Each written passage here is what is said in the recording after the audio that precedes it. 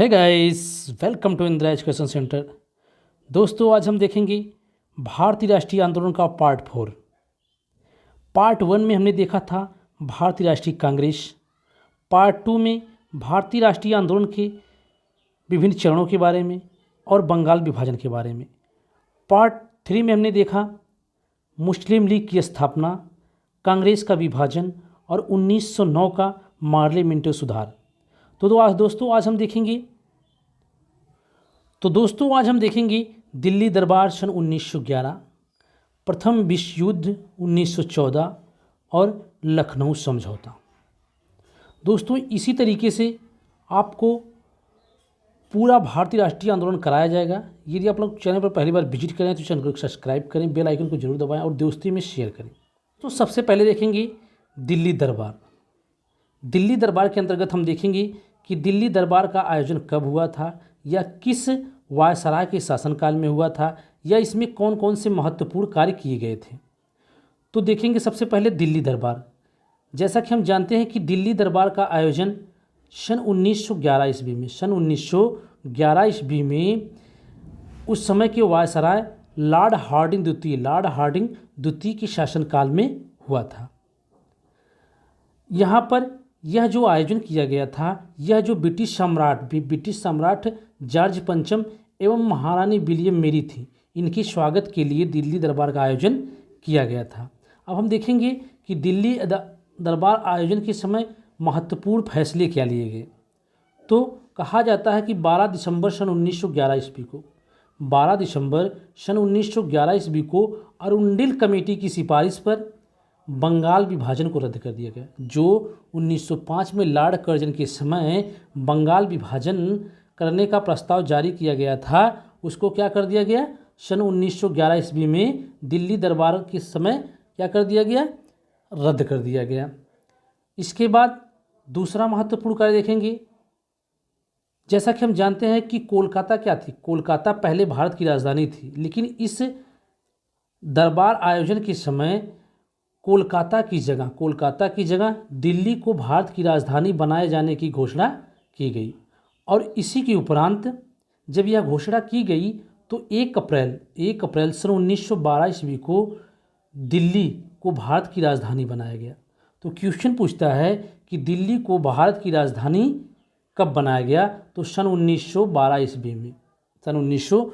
ईस्वी में यह कहेगा कि दिल्ली से पहले भारत की राजधानी कौन सा राज्य था या क्या थी, तो हम कहेंगे कौन सा राज्य, कोलकाता था। दिल्ली के पहले भारत की राजधानी कहाँ थी, कोलकाता थी।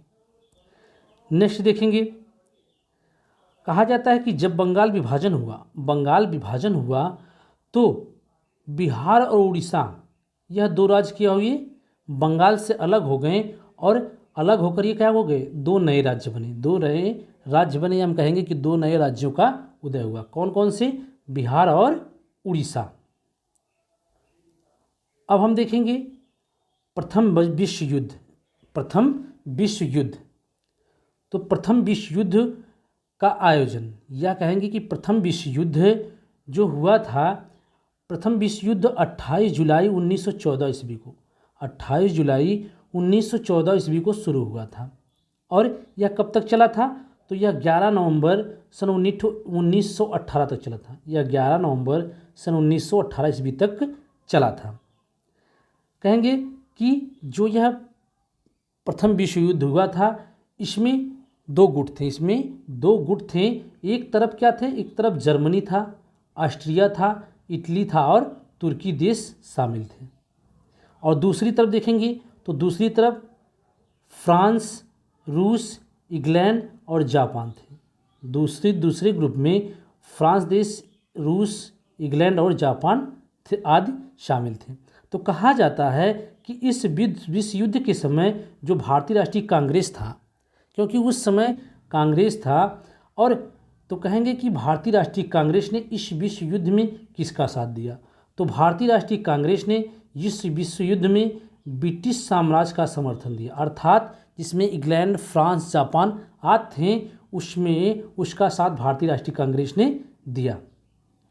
नेक्स्ट देखेंगे, कहा जाता है इसी विश्व युद्ध के दौरान इसी विश्व युद्ध के दौरान गांधी जी ने लंदन में एम्बुलेंस की कोर सेवा शुरू की, जिसका कार्य था कि युद्ध में जो घायल सैनिक थे उनको क्या करना, उनको एक स्थान से दूसरे, या हम कहेंगे कि अस्पताल तक ले जाना, इस एम्बुलेंस का कार्य था। तो हम नेक्स्ट देखेंगे लखनऊ समझौता, कांग्रेस का लखनऊ समझौता।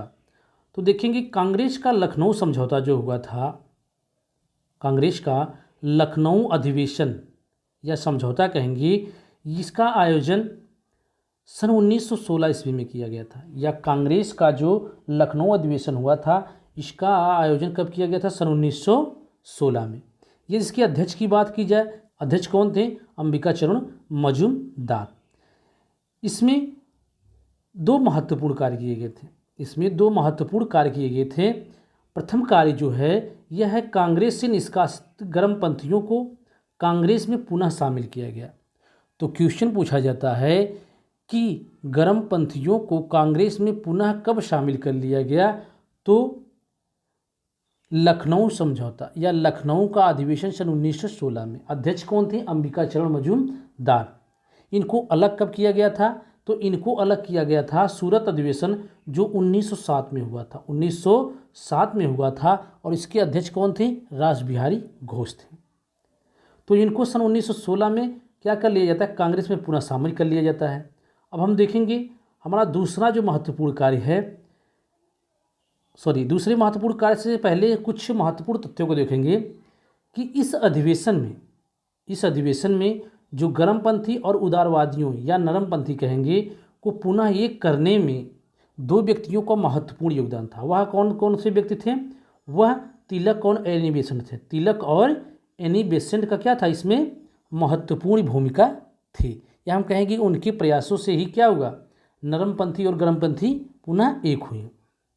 नेक्स्ट देखेंगे कि इसी सम्मेलन में कहा जाता है कि इसी सम्मेलन में स्वराज प्राप्ति का प्रस्ताव पारित किया गया सन 1900 के लखनऊ अधिवेशन में। नेक्स्ट देखेंगे और कहा जाता है कि इस अधिवेशन में कांग्रेस और मुस्लिम लीग के बीच ऐतिहासिक लखनऊ समझौता हुआ और कहा जाता है कि जो यह समझौता हुआ उस समय लीग की अध्यक्षता किसने की थी? तो उसमें मुस्लिम लीग की अध्यक्षता किसने की थी? मोहम्मद अली जिन्ना ने की थी। तो दोस्तों आज के लिए बस इतना ही। यदि वीडियो अच्छा लगे तो दोस्तों में शेयर करें, सब्सक्राइब करें, क्योंकि आपको यहाँ पर सभी विषय के फ्री क्लासेस मिलेंगी। आपको जितने भी भारतीय राष्ट्रीय आंदोलन है सबको पूरा कराया जाएगा छोटी छोटी वीडियो में, क्योंकि एक वीडियो में लेकर चलेंगे तो बहुत बड़ी वीडियो हो जाएगी, इसलिए हम छोटे छोटे पार्टों को सब्सक्राइब करें। जय हिंद दोस्तों।